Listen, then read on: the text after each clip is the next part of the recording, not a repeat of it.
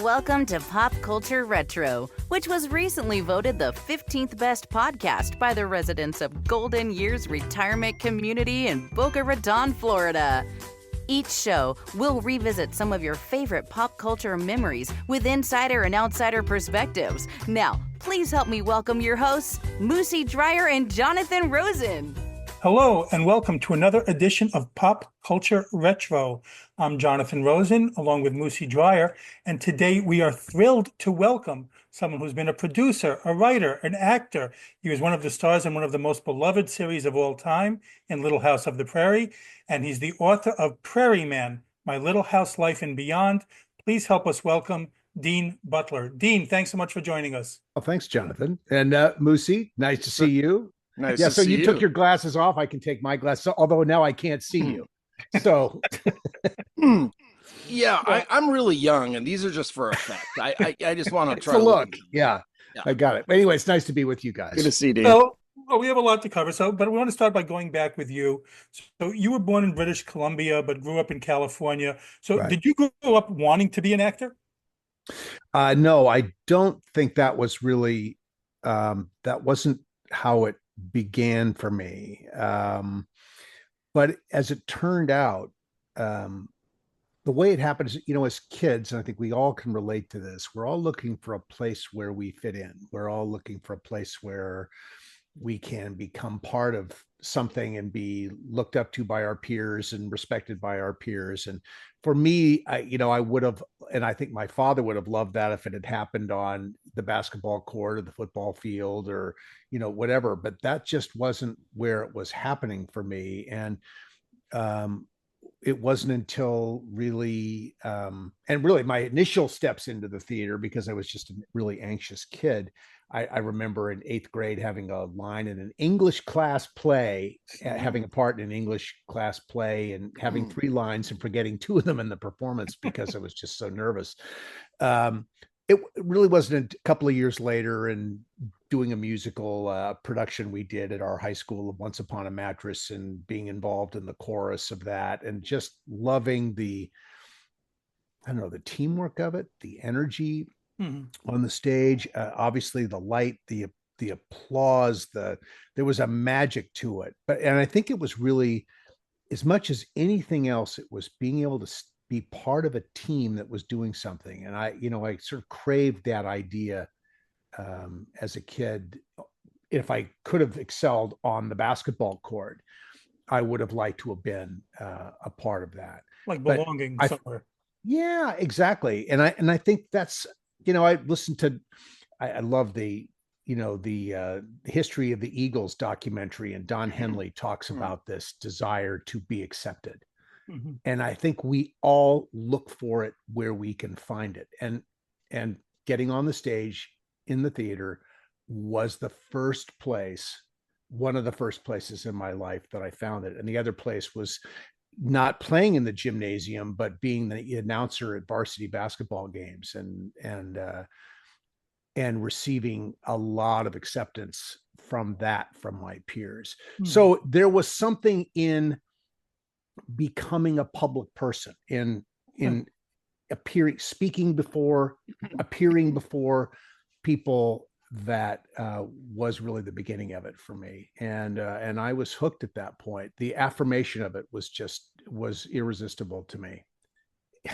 What's really fun about the stage, I think, and anybody who spent a lot of time on a stage would I think concur with this, is it's not always everything going right that makes it work. It's the little mistakes that happen and the recovery that you have from those things, which are very endearing to an audience, because I think you come to feel, and I know we're all been audience members for our whole lives, we want the people in front of us on the stage to succeed.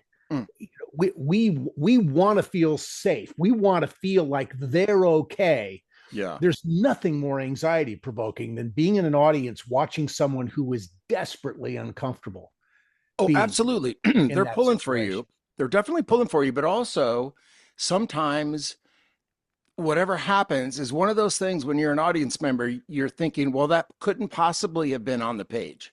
that, and it's a very you appreciate that recovery. Yeah, They didn't absolutely. break character, and it's just wow. Yeah. Okay, Yeah. And that's So- really where the juice is. It's really fun when you're in that, particularly if you're doing the long run Yeah. of something. Now, in high school, you don't do long runs, but my Hmm. one Broadway experience, 320 performances on Broadway of Yeah, Into we're the gonna- Woods. Oh, we're The gonna ask about little that. mistakes were the best, were the fun of that's what everyone talked about. Well, because that we makes it recovered. so it's not the same show every single Yeah, night. exactly. Yeah. Yeah. You wrote about how you were bullied as a kid. Yeah. But see, you started acting what you were 20, I think, or what when Well, did professionally, I started probably, it was 18, 19, 20 professionally. Okay, so the bullying wasn't a result of, hey, TV kid, you think you're No, not at okay. all. Good. Not at all. No, I was bullied. Yeah, I think there were other people who probably, peers, I was really not in it at that point. No one was going to bully a 19, 20-year-old guy who was, but if you were 8, 10, 11, 12, Sure. then you could get bullied by your peers. No, quite. I didn't experience any of that. I just got bullied because I took myself so seriously. I was just grimly serious and, wanted everybody to be as mature as I was. And kids just love that. It's like putting a target on your back and kick me, hit me, flick my ear, whatever it is, whatever people can do. If you're that serious, your peers are going to, when you're young, your peers are going to try and throw you off your seriousness. And it's infuriating at the time, but once you can laugh at it, once you can be okay, you're okay. And but that takes a little time to get there. And it definitely took me some time to get there. The majority of the people who grew up and were bullied when they were kids grew up to be compassionate people. Because why? Why because go, you remember. That's a great thing to do. I think I'll be a punk human adult, Okay, well, sorry you were bullied, and when we're done, send me some names, and I'll send over the guy who knows the guy. I've already done that. Oh, you have? Okay, get a lawyer. So this is the coolest thing. So one of your first roles was in a Judy Blume, was in Forever by Judy Blume. Yeah, Judy Blume touches so honestly, and sure, her writing is generally aimed at young women, no question. But I mean, it's for everybody. But I think more young girls have been impacted by Judy Blume because she really writes about their situations. And I think I grew up in a very matriarchally run family. The women in my family were really, in the best sense, really in charge and bringing that heart and goodness to things. So, I did not know anything about Judy Blume when I started this audition process. But when I read the book, I was, as I got into the audition process, I was really impressed by how honest it was. And of course, Judy's books have been the target of all kinds of criticism by people who don't want their children reading about these things. I really think it's a function of people not wanting the questions that are going to arise from when someone reads the Judy Blume book, and they're going to ask their parent, well, what about this? And there are a lot of people a lot of grown-ups, parents, who simply are not equipped to answer those questions. They're going to avoid it, and their kids are going, look, there's nothing the kids aren't going to hear. There's nothing they're not going to see or read about, because it's all out there for everybody. Especially now. Judy Blume gives you answers, offers young people, particularly young women, answers about how to be, and she does it in this very open, candid, honest way. And her books have been a great service. Forever is being actually redone now as an African-American based story, and it's being done as a series. And I haven't seen any of it yet, but but someone is doing that. And I love doing it. I loved working with Stephanie Zimbalist. To me, Stephanie obviously does come from a sort of an iconic entertainment family. She was poised and confident, and she sort of knew what she was stepping into. I was greener than I was when I started Little House, obviously, because that was really the first thing, the first sizable thing. A wonderful director named John Cordy out of San Francisco. John had done the autobiography of Miss Jane Pittman and Farewell to Manzanar, and he eventually did the sequel to Love Story. He directed Oliver's Story, which I don't think he was particularly happy about, but he did agree to do it. John was a wonderful, wonderful, empathetic, sensitive director, and he really carried me through this in a way. He just gave me a lot of confidence and was just so easy to work with. And it was shot in San Francisco. It was so this beautiful, or in the Bay, in Marin County is where it was shot. So it was just beautiful settings, one beautiful setting after another, which Marin is. And yeah, it was just gorgeous. I loved it. It got me my agent in Southern California. I was cast out of San Francisco. I was the only person in the principal cast out of San Francisco. But John wanted someone local, or he wanted someone new. And I remember in my audition going to do the mix and match with Stephanie, and I was sitting there, and in walks Jeff East, who was all over the screen as young Superman at that moment. And I thought, oh my God, I mean, I have no shot at this. This guy is. And I eventually ended up playing on a celebrity basketball team with Jeff, and he was really easy, relaxed, fun guy. But at the time, that was pretty intimidating. And but it all worked out. And I think I described Forever as sort of a kiss fest. It was it was every makeout scene that could happened in this little movie. But it was, obviously what was fun. It was, I had a lot of fun. I got a wonderful agent out of it, and that led to Little House. And you had to do take after take kissing Stephanie Zimbalist. Yeah, it was just incredible. Yeah. It was pretty intense. And we became very good friends as a result of that. We were never in a relationship per se, but we remained friends for many, many years. And that was a really, a really nice welcome to Los Angeles relationship to have. Well, you mentioned, you just mentioned Little House. So right after that, you did get Little House, and it's so funny because when doing the research, it was like a year and a half later. It was like I thought it was forever to get that next opportunity. In my mind, I was looking at it like you were so ingrained as part of the show that not many people realize that you didn't start till season 6. So how did you wind up getting cast in it then?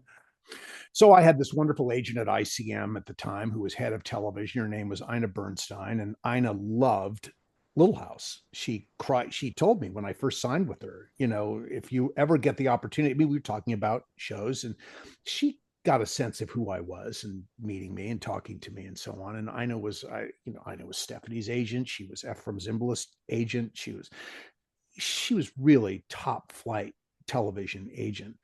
And she said, if you ever get an opportunity to do Little House, I'm going to encourage you to do that, because I just think it's a beautiful show. I cry every week. I love watching this program. And Ina was this sort of hard-boiled, she was very much hard-boiled is the wrong word. She was quite the lady. She was the grande dame of ICM. She sat in a huge high back chair in her office looking up in the West Hollywood Hills. She was the queen of ICM in those years, and very matriarchal kind of presence. But she said she cried every week watching Little House and loved Michael Landon, and Michael starred and directed and wrote and did all these things. And I just knew Michael from Bonanza. I had never watched an episode of Little House when all this was happening. I'd seen tons of promos, so I knew what it was, but I didn't have any sense of what the show was as a kind of entertainment. I was asking myself from the very beginning, when I first watched it or watched promos and then was going to get the opportunity to audition for it, I asked myself, why would Michael Landon trade being like this heartthrob, romantic lead, shoot 'em up, fist fight guy for being a poor dirt farmer in Minnesota? Why would he do that? It was just sort of a mystery to me. is why he would consider that change. And I got to understand very well why he made that change. But it was I was in college at the time when the auditions happened, and I flew down to Los Angeles and went to MGM and met Susan Sukman, who was a casting director, and had 3 meetings with her before my meeting with Michael. I think it was probably early April of 1979.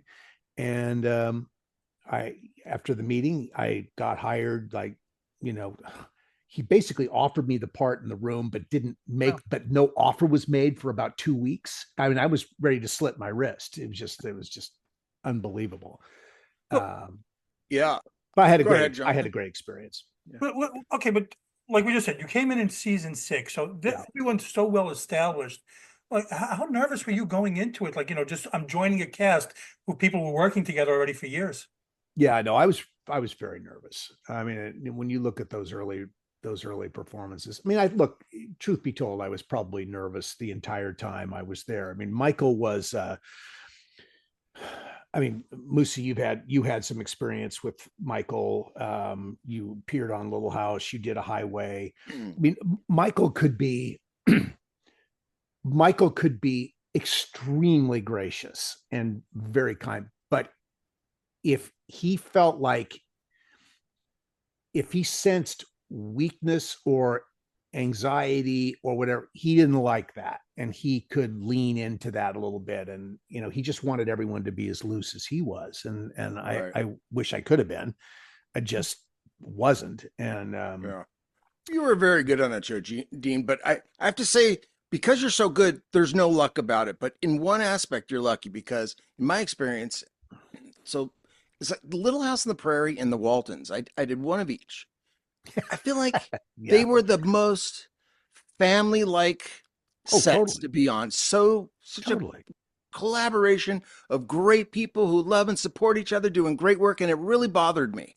So it really bothered you? No, I'm kidding. Because like, we all want that. I was more of a journeyman, so I leave you guys and I go over to toxic stage 4 somewhere doing something else. You know what I mean? But so let's talk about our mutual buddies over there on the prairie. Melissa Gilbert, Allison Arngrim, they both wrote in your forwards of your book. Yeah. And they both spoke about how they sort of gave you a hard time. Well, what's going on there? What was that about? And did they? Oh, yeah, no, they did. And again, I think I grew up to be very proper, and I was, manners were very important to me, and being respectful and all of that. And of course, when I met Melissa, as much as Melissa was, 8 years younger than I was when I met her, but Melissa was an iconic presence on American television at that point. So I was a little intimidated by her, and she was incredibly confident about what she was doing. It's interesting. I didn't know at the time how terrified she was. That just wasn't that, but she never showed that. She has a great cover on the, over the top, that she's not going to let you see that she's ever nervous or anxious about anything. Allison was just this sort of punk chick at the time. I mean, she, when she wasn't in the lace and the pin curls and the, flouncing around in these beautiful dresses, Allison was like wearing, sleeveless t-shirts and black Keds and black eyeshadow, and driving, I think it was a red and white, or it was a black and white Ford Ranchero at the time from the 60s. I mean, she was out there, and, and she still is out there but in a wonderful, wonderful way. Through the years, I've gotten to know Allison so much better. And because of all the appearances we've done together, Melissa doesn't do a lot of appearances related to the show. I mean, we always are fine when we're there, but but I really feel like I know Allison, and Allison is one of the just genuinely decent, good, positive people. And she has, even in that time, she understood what she had with this character. I I mean, she understood it right away when she auditioned, and her father certainly when she's told this story many times about reading the pages for the first time when she's going into audition and turning to her father and saying, "This girl's horrible. She's just this horrible person." And her father said, "What do you mean? Read it." And she reads it, and he says, "Oh my God, don't change anything. Just go in and do it like that." And Allison is just wicked smart. She's incredibly smart and very world wise. And Allison got the joke instantly. And she's been running that joke for 50 years and having a great time doing it. And she's iconic. I mean, she was voted at one point the most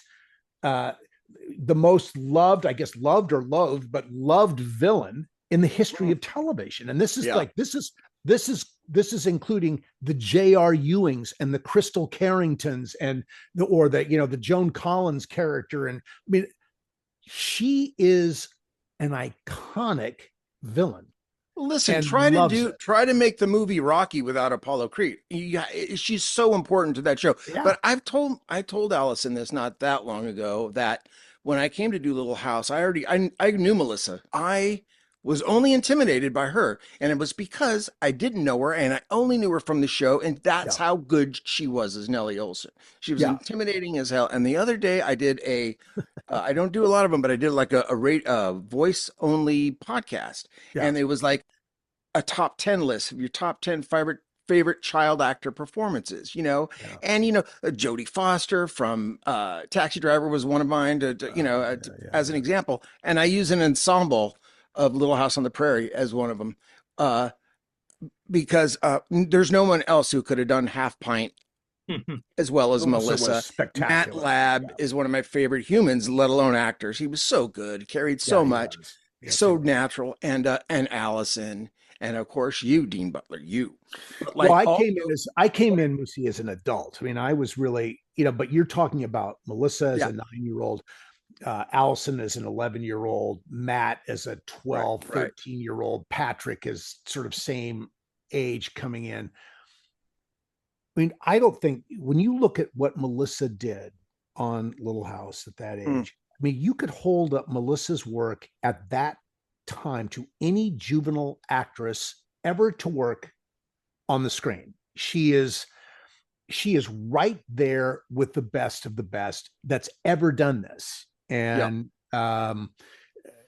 she's just extraordinary, and it has cemented her place in American culture because of that. And I think I think through the years she's had some misgivings about all that it has, but I think she gets it now. Interestingly, at the age of 60, Moosie, she gets it, she understands it, and she knows the space she holds. And Allison's always known it, and she's always now. Matt is very reticent to step in to that space. He doesn't do it. Patrick is much more of a public person in that sense, and he's willing to play in that space.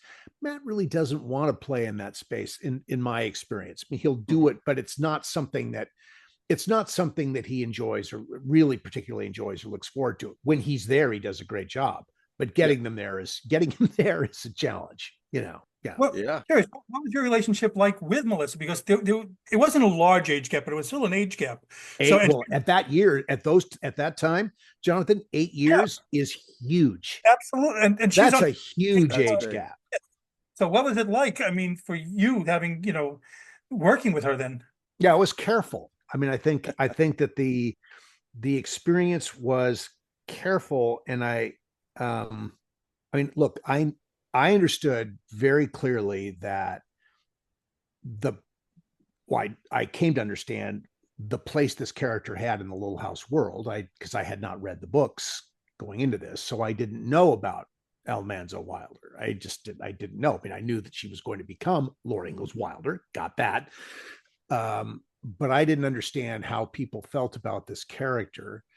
But I knew that the way it was written, that Almanzo was sort of this object of desire that was off at a distance until he saw her in this different light, this magical experience in an episode at the end of season 6 called Sweet 16, where Laura goes off to teach school and she suddenly has on a different dress and her hair is up and she has a little high heel on, and and suddenly she is this young woman that she's been wanting him to see her as. And so there is this big transition that takes place there. It's interesting. The working with her was easier just during the infatuation period. As soon as it got to the point where it had to be reciprocated, that was challenging, because I think that, she really did not have any life experience at that point. She really hadn't dated at all. She hadn't been kissed in her life. I mean, the story goes that she and Patrick Labberteau shared a kiss behind the church or something, as they're just sort of experimenting and figuring it out. And I think she had a good crush on him early on, but she didn't really have any life experience to prepare for her for the intimacy that this was going to call for. And look, it was always going to be Little House intimacy. It was never going to be, it wasn't going to be intense intimacy, but still that physical proximity. And for a young woman who is, well, for anybody, but for a young woman who isn't comfortable in that space with herself, I think a lot of young actresses could have folded under the pressure of that. But Melissa was bulletproof. I know she didn't feel bulletproof, but she was bulletproof in how she handled it. And she just had it. You know what I mean? She just okay, look how young she was when she started. I know. When someone's that age and they come and they do what we know her to do, you can't teach that. You have to just have it. Melissa's one of those. She's a natural. I completely agree. When you watch those, oh, totally. Well, the buck teeth and the and the freckles and the pigtails and all that. I mean, she looked like a real kid. There was no Hollywood vibe about Melissa. She was as real as she could be, and that and with the buck teeth, it affected the way she spoke a little bit, and she just was so endearing and just lovable. And the scenes that she and Michael played together, the scenes that she played with Karen, the relationship that she had with Melissa Sue Anderson was maybe a little more challenging as things went on, but she was so amazing in these scenes. I think of there's just the sweetness and the earnestness, earnest quality that she has. That's so real. I bought it. Yeah, I bought it. You all buy it. We all bought it. We all want it. We all got her because she was like us. I know you get asked this. I'm sure you get asked this a lot. So, what do you have a favorite episode?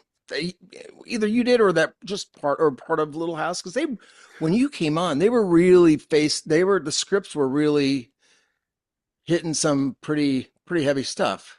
Is that right?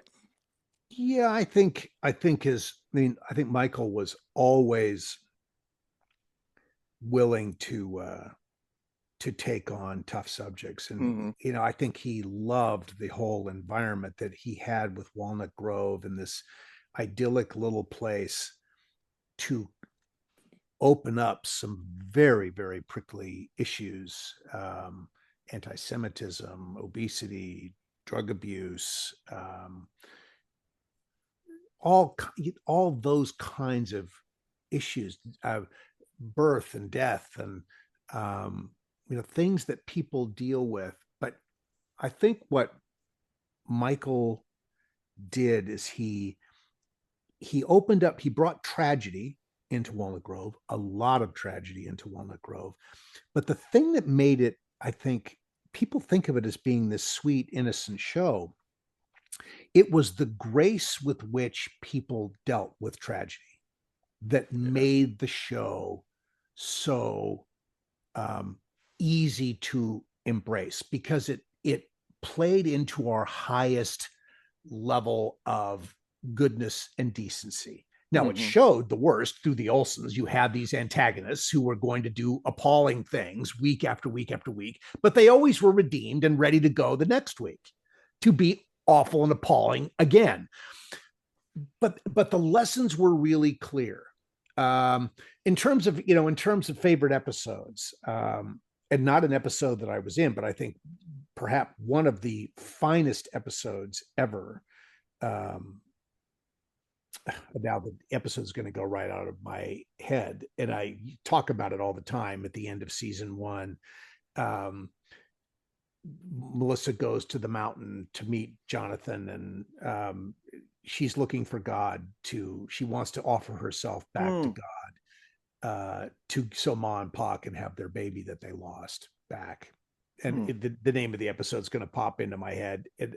But there was something, I mean, it was Ernest Borgnine was the guest star in this, and Jonathan on the mountain, and all of my Little House friends who see this, my castmates are going to say, why can't you remember the name of this episode? Stupid. I mean, it's just like, but what is my shepherd? Lord is my shepherd. Thank you so much. The Lord is my shepherd. I think that one of the finest episodes in the history of the series. In terms of things that I was involved in, I mentioned Sweet 16.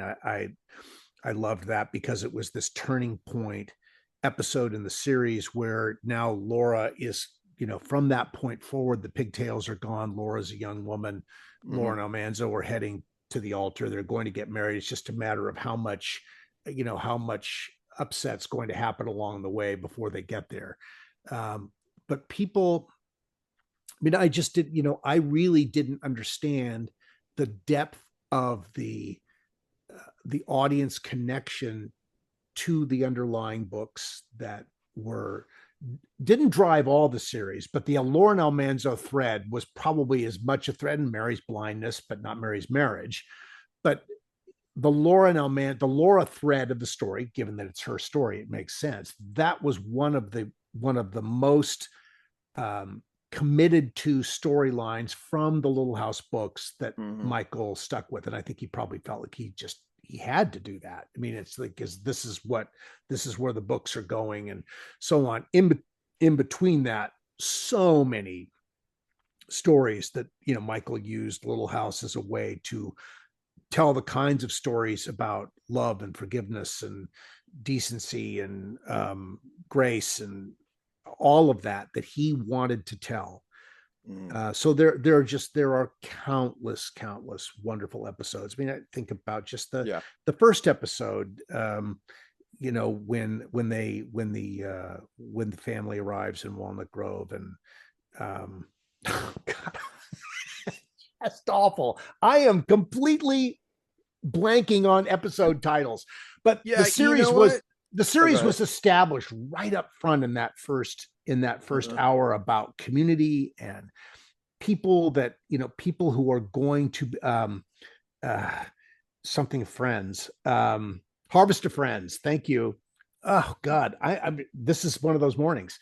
Harvest of Friends, and then Country Girls, where we meet Nellie for the first time, and we meet the villains of the series, and pretty great. I mean, it was just established right up front what this was going to be. And I just think, guys, the fact that here we are, we celebrated 50 years of Little House, and the fact that people continue to watch and love this. I mean, last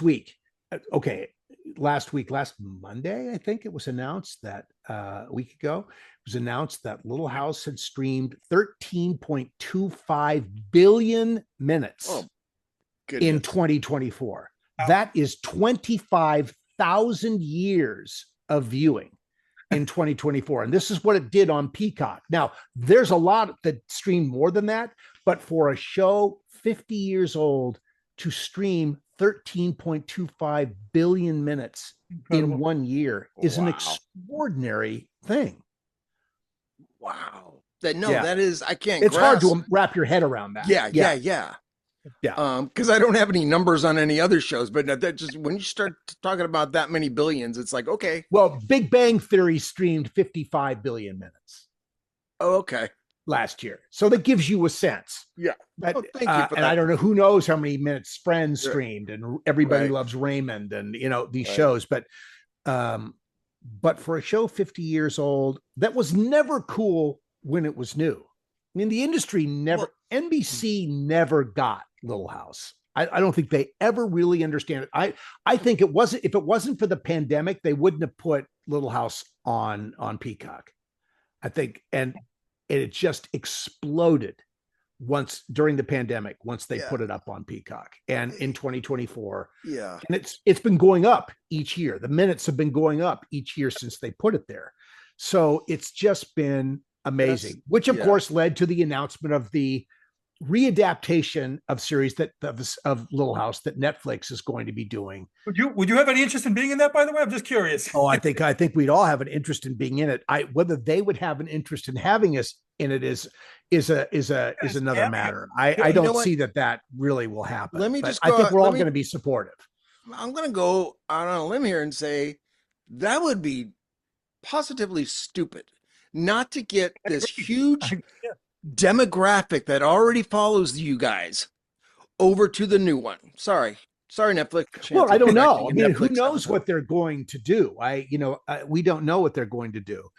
Right. Maybe. Yeah. We don't know. I mean, maybe we're all going to get a call, but I don't know that. And that hasn't been discussed with any of us or anybody who represents us or any of that. But I know that Friendly Family Productions, which has owned the film and television rights to Little House since they first developed them back in 1972 or 3, and which led to the original series. Yeah. I know that Friendly Family Productions has always wanted to do Little House in a way that was faithful to the books. And, that wasn't Michael's vision for Little House, and it veered strongly away from the books. And I think as this reboot goes, or this reimagining of Little House, I just have the sense, because of that it's probably going to stay closer to the books than we did. But of course, we won't know that until we start to see it. And it's a different time. It's a different audience. A different audience may want something different than the audience in the 70s wanted. Little House premiered in 1974, a month after Richard Nixon walked out of the White House. America needed a break, at that point. And I think America needs a break again, but it's a different kind of break, maybe. And it's a different vibe that America wants now. And we'll see what that is when we see the program. But I'm very supportive of it. And I think we all are. I mean, this property has been incredibly great for all of us. And there's no reason that we can't coexist with two different points of view on what this is. Right. It's funny, I was talking to Allison, and I remember asking her, what would Nellie Olson be up to today? I don't mean today as far as the time of it, like in a calendar, but like at your age that you are, Allison, what would your Nellie? What would she'd be in New York somewhere, running the town, barking at people, or broke and hated. I don't know. Who knows? But go ahead, Jonathan. You don't know. Yeah. You mentioned Almanzo. I read that you said that your family history very much paralleled his. Could you just go into that a little bit? Well, I think very much paralleled. I mean, it did. I liked the connection that my family was in the United States, came to America in the 1700s. I have relatives that came across the plains in covered wagons, came around the Horn from Europe to settle in California. We have a family ranch here in California that was first created in 1885. It's still there as a family place. It's a small place, but it's been a haven for our family for all those years. I grew up in this place where there was running water, but there was no running hot water. There was no electricity. It was coal oil lamps. And, we ate around a big round table with a big lazy Susan in the middle. And we read stories by Coal Oil Lantern at night and played Parcheesi and dominoes at night at the ranch during the summers when we were there.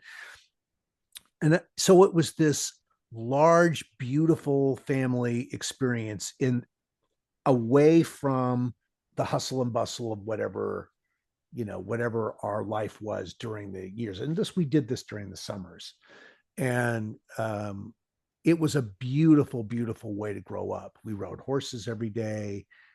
My grandfather loved his horses. They're simple horses. They were nothing fancy, but he loved them and loved going on rides. He had grown up in the same space. I have pictures of him on the ranch as an 8-year-old boy riding horses in the same place that I rode horses with him.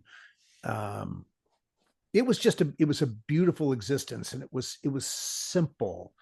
And I think that's where being surrounded by family, as Almanzo was, as Laura wrote about in Farmer Boy in upstate New York, where the Wilder Farm still exists, and is available for people to go visit it, in Burke, New York.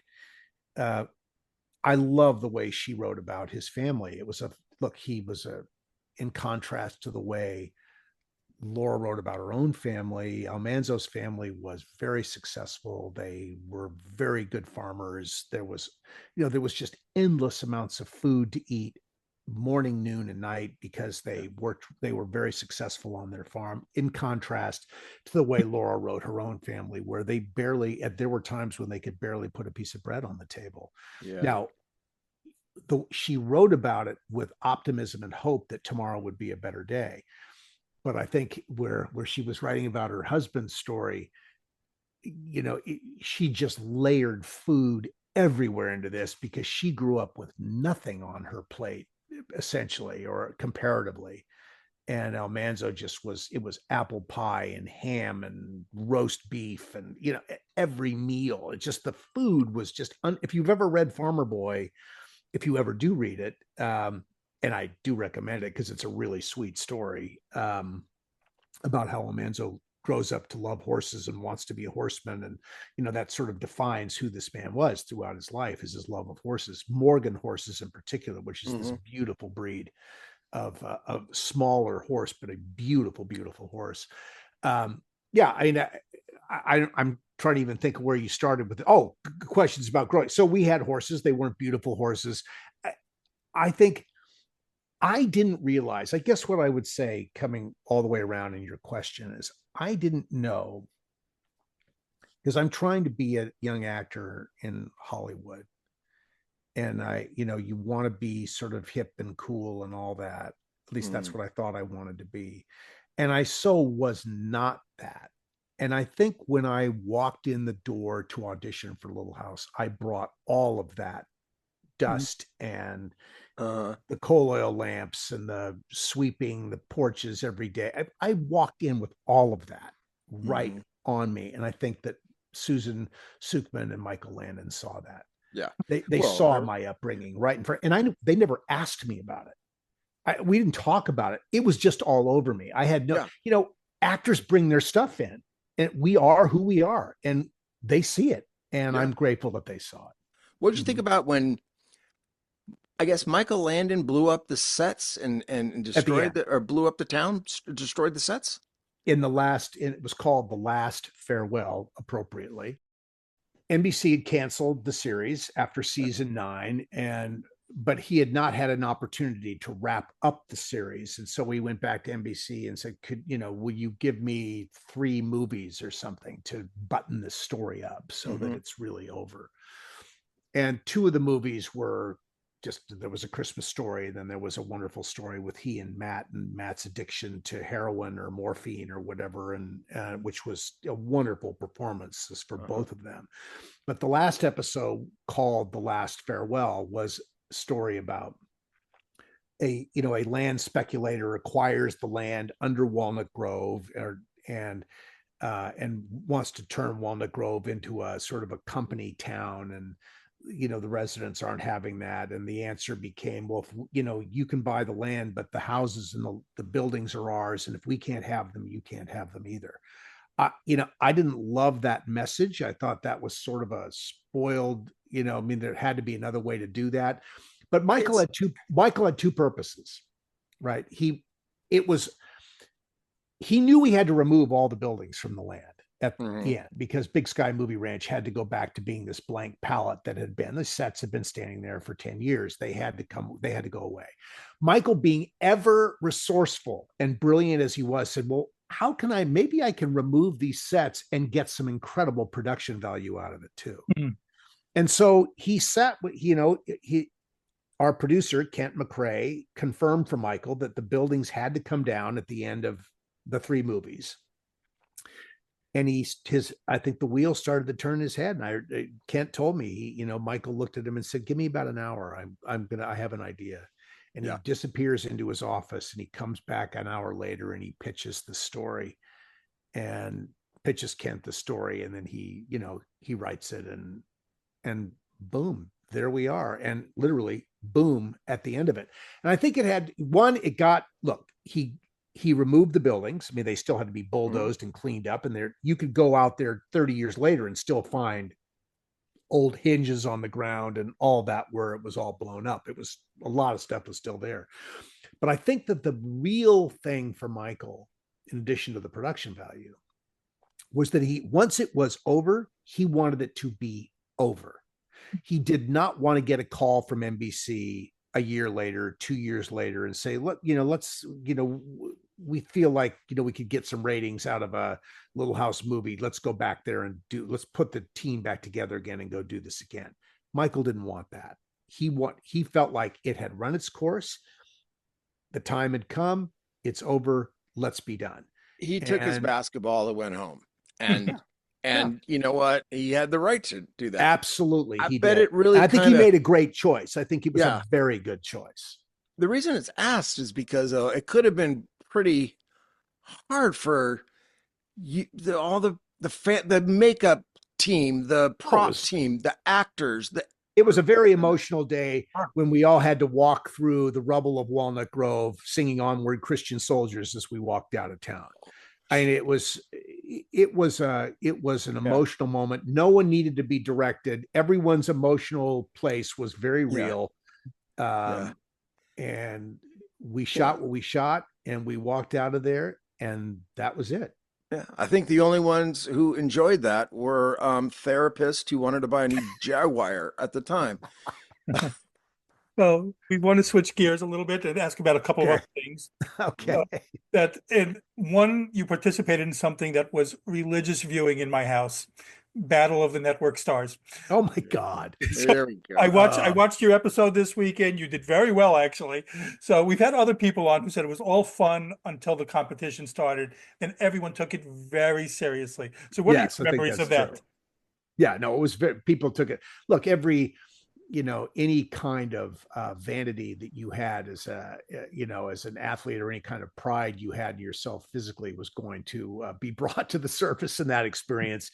And you're sitting across from people that you're watching on the other networks all the time. And it was collegial, but it was serious. And particularly that, when I think of that, that tug of war at the end was just like, talk about being wrung out. The sweat pouring off of everybody as that tug of war is going on. That's real stuff. And the blisters of that are real, and you are burned after that. No, it was a lot of fun. And I think one of the really cool things is, those of us who were around during those years, having Howard Cosell there on site, doing the little post of competition. Obviously he didn't narrate anything until after it was all cut together, but he was there. He was doing post-event interviews.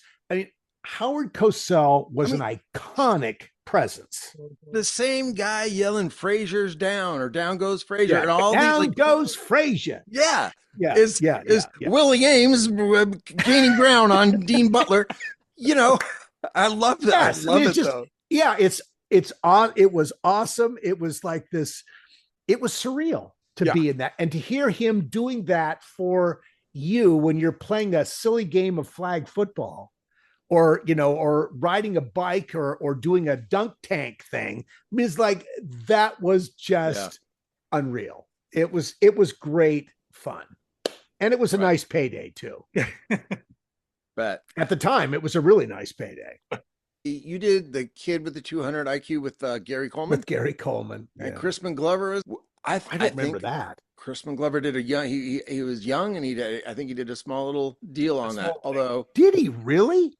I don't remember. Dean, I have no recollection on the internet is true. Everything. Okay, yeah, I'm not going to dispute you, Moosie. That's it has to be. What about Gary Coleman? I mean, he was one of the biggest stars in the world at that time. Yes, and you go and do this, where he gets on his hiatus from Different Strokes. He does this. And what was your experience?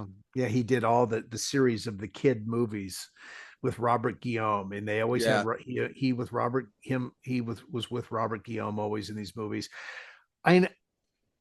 I think Gary Coleman had with all the physical issues he had a tough time, and but he had to deliver, and he did deliver, but he was not living a happy life. And he was making a ton of money, but he wasn't at the stage of his life where he was going to enjoy any of that directly. I mean, maybe he was going to have some electric trains and he was going to do, some stuff. But I think I have a lot of empathy for Gary Coleman when he had this, he was just wired up with all kinds of stuff all the time, which people didn't see. I worked with him. I did a Different Strokes, and I saw it firsthand. Yeah, the controlling. I couldn't imagine the amount of pressure that he was.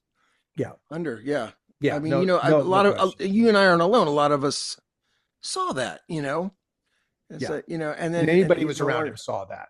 Yeah. We just had Todd Bridges on. Oh my God, talked a lot about Todd Bridges, an iconic performance in Little House. But I mean, so much stuff went on that set, and so many sets. When you think about how everyone who came out of Little House came out pretty unscathed, and you can't say that about a lot of other shows. And I think you gave, you sort of gave an indication of this, Moosie, early on, where it was this very special set, and then you go off somewhere else and you'd encounter potentially something very different. I think a lot of kid sets that featured kids, a lot of things went on those sets that were not necessarily in the kids' best interest. They maybe thought it was at the time, but it wasn't really. And I think Gary and Todd and Dana Plato, who was a part of that, who just, that's a tough story. And so many kids really struggled. And yet they seem to have everything going their way. And it was so not that. And a lot of empathy for Gary and what he endured during. I share that with you. You were on one series that I loved at the time, the new Gidget. So what are some memories from there? I remember watching. I was so happy when I saw you in it. I remember at the time. It's funny. We did the pilot for that, which was a 2-hour sort of rom-com-y kind of adult themed. Gidget and Moondoggie are grown up and facing the problems that people face. And then when it was purchased for syndication, and it was going to get time periods at 7:00 on a Wednesday night with reruns at 11 a.m. on Saturdays, and the show by necessity had to be something very different than what we had done and that was sold. And Gidget really became like this live action cartoon. And it was, it was really fluffy. And we had a director named Roger Duchoni that we all loved. He'd done a ton of That Girls and a lot of Love Boats. And he was very funny. He was a, Lubitsch fan, Billy Wilder fan. And he described Little House as cotton candy and pink fluff. And that's what it was. And the more we just waded into that, they pumped up the laugh track higher and off we were going. We had a lot of fun. I loved working with Karen Richmond, who was the 7th Gidget. Karen was just lovely in the show, and she had exactly the right energy for it. And, Sydney Penny was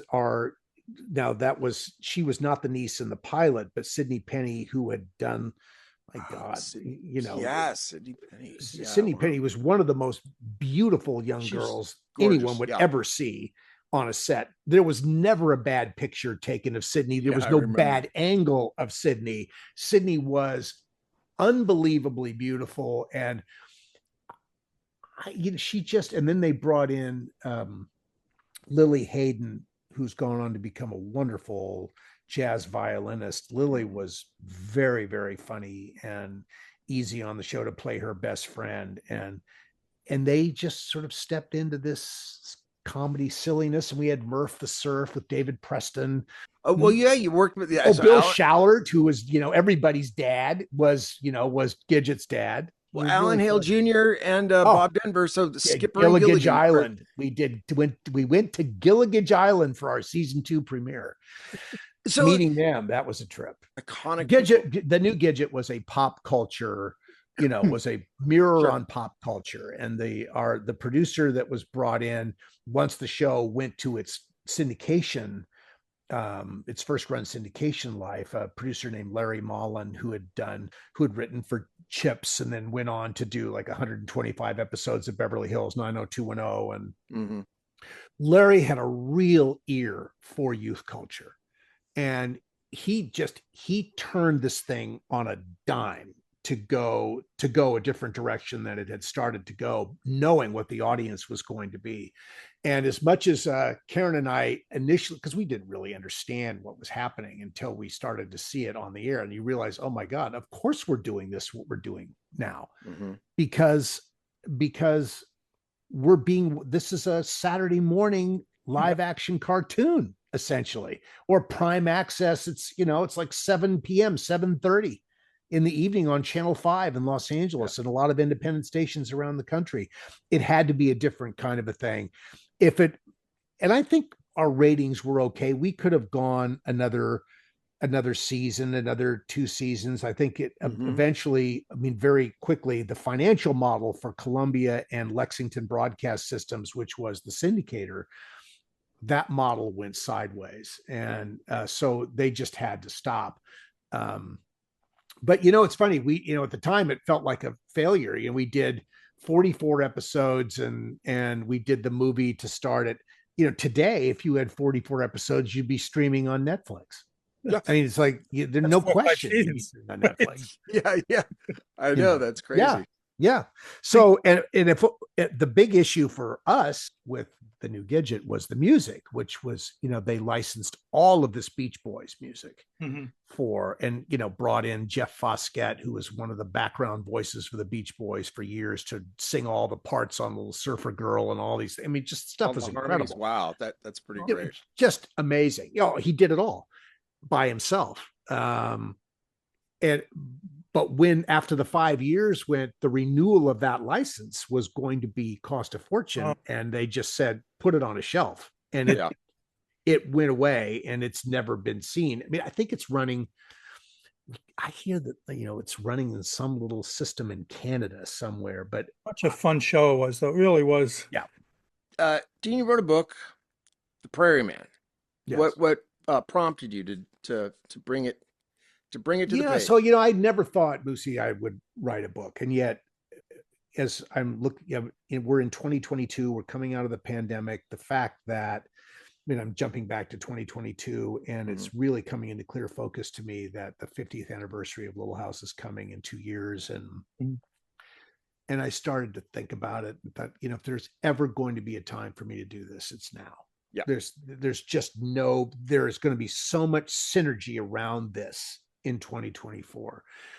So I created a proposal. My friend, you probably know her too, my friend Mary McDonough, walked it into her publisher in New York. Yeah. He read it, called me the next day, made an offer, and I started writing the book in January of 2023. I turned in the first draft at the end of July of 2023, and it was out in June, at the end of June in 2024. It was, I knew when I wanted it out. So, John Scagnamiglio at Kensington said to me, look, you can have it out in summer of 24, but I need it. And then I need it in the summer of 2023, because we have a lot that we have to do between the time you write it and the time it actually hits shelves. So, and it was really good for me to have this deadline. And, in terms of going back to the motivations, I mean, both Melissas have written a book. Karen had written a book. Allison had written a book that is still continues to sell incredibly well.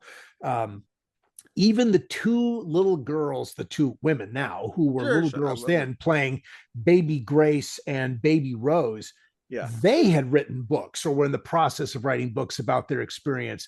None of the men on the show have written a book. Kent McCrae, who was our producer, wrote a book about his television career, which is a wonderful snapshot look into an era of television, American television, which was pretty glorious. But none of the men in the cast had written a book. And so I thought, this is it. This is the time. And I had fun doing it. I loved the deadline on it. I loved knowing that if I wanted it in the summer of 24 for this 50th year thing, that I had to deliver something in June or July of 23. And that was the motivation. And I was up every morning at 5 a.m. for a couple of hours. The house was quiet. I could make a cup of coffee. The dog's not up. Catherine's sleeping. Everyone's, as soon as the noise starts, I just can't focus. But as long as it was quiet, and I did this 7 days a week for 6 months. Right. And turned it in and went through the whole editing process. And it was really fun. I think, have you ever toyed with the idea of writing a book or ever done that? Myself? Yeah. A couple of people have asked me, but I'm already bored of me. I'm with me all the time. I don't know if that's going to happen. No, I get it. I get it. I do have some stories about that I actually still remember from Rowan Martin's Laugh, and I think that might might come down onto a page. But I thought you were Jonathan's a published author, so I didn't know if you were asking about him. But so my answer is you're talking about a biography, like a autobiography. Yeah, I mean, it's a combination memoir look back at Little House. Okay. There's a snapshot of sort of popular culture at the time. But obviously with the title Prairie Man, every book that's been written by a Little House cast member has Prairie in the title. So that was an automatic. The publisher said, you have to have Prairie in the title. Mm-hmm. So, we know who our audience is, and that's what we're going to do. Now, I've done a proposal for a second book and put it in there, and that also has Prairie in the title, and we'll see if they want to go for that. It would be a different kind of a book, but I loved the process of doing it. And it's so interesting. And so, Jonathan, you'll understand. I mean, memories sort of peel back like an onion when you start, if you're writing memoir. And I didn't take classes for this. I didn't, I had a really good editor following along behind me who was sort of tweaking and turning and, doing all that because I just needed that. And that's the case with most books, is that there's an editor who's working with a writer to help tighten things and shape things. But I loved the peeling back of the onion. And, when I was done, I realized, oh my God, I could have told this story and this story and this. I mean, you just, but you have to stop. Being connected to something that has a deeper life than television, where it has the basis, it has a cultural basis to it. These are real people. And I'm fortunate, among so many cast members, I'm fortunate to have been able to play one of the real people, one of the historic characters in this. And a very, as it turns out, given his relationship to Laura, a very important historical character in the life of all this. So I've taken that's been a gift. It's been an incredible gift. And I've taken it very seriously, and I believe in it, and I support it and want to nurture it. And it's just been this incredible gift of good. I can't imagine what my life would have been without it. I mean, it would have been something. I don't know what it would have been, but I just feel so fortunate that it did happen to me, and that Michael invited me to come play. Yeah. Allison and Melissa talked about the receptions you get at your conventions. What are they, in the forward? Well, what are they talking about? Is it Screaming Girls? Is it Oh, what is it? Marry My Daughter? It's so interesting. I mean, I get all the time from, I have women walking up to me with their daughters or their granddaughters, with their husbands in tow, with their significant others, who tell me, Almanzo, I was their first crush in the world. I mean, I'm sure you've gotten that. You have to have heard that too. So it was their first crush, that they wanted to marry a man like Almanzo, that they would, all of that. That has been this incredible, there's such sweetness in that. And, and there's no, what's cool about it is there's no edge on it. It's very sincere. And I get, I see these women, lots of women with their husbands or their boyfriends or whatever. And I get women down into their sort of late teens, 20s and 30s who have fallen in love with the series, watching it in later years. Yeah. And, but it's what it is that there's this really honest thing. There's nothing awkward, or, I mean, sometimes it could be a little embarrassing, but it's sweet. And I think it speaks to the whole tone of the program, that affection is so sweet, that comes at all of us. But I certainly get more than my fair share of that kind of affection from women of all ages who, loved Melissa, that, she was an idol of theirs, and this is her guy. And so I got the benefit of all of that. All of that goodness. Your show, it took place in another time, but it's so relatable.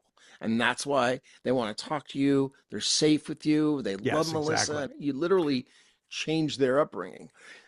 I've met a couple of people who named their sons Almanzo. Very unusual. I mean, it's like, but a lot of people named their dogs Almanzo or Manly. Oh. They named their dog Manly. It's like an unusual name. It's certainly it's a memorable name when but it's like, I'd never heard the name before Little House, and I've never heard it since, other than people who were affected by the show and named their children that, or call their children affectionately that, call them Manly or whatever.